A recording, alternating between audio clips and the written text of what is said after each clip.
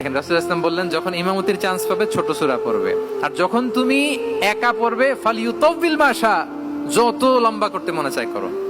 রুকু করো লম্বা, সিজদা করো লম্বা, কেরাত করো লম্বা।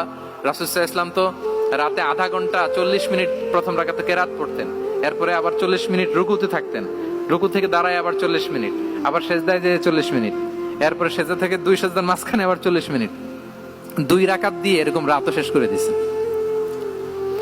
তো আপনার লম্বা যদি পড়তে মনে চায়, আপনি তো আপনার ব্যক্তিগত নফল সালাতে এইভাবে লম্বা করবেন। কিন্তু আমাদের হয়ে গেছে উল্টা, একাকী নামাজ কোন রকম রুকু সিজদা এরকম হয়ে গেছে না অনেকটা।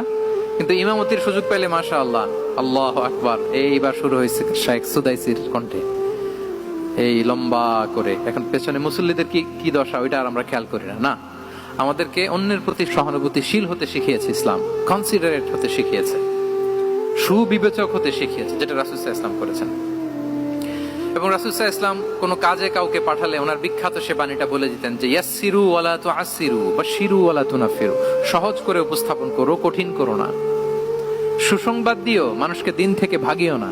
আমরা মানুষকে ভয় দেখাই, আমরা এত কঠিন করে ইসলামকে উপস্থাপন করি, মানুষ বলে আগে যেটা করতাম ওইটাই ভালো। তো আমরা যেন দিনকে কঠিন না করি, আমাদের কোনো অ্যাটিটিউডের কারণে যেন মানুষ ইসলাম থেকে ভেগে না যায়।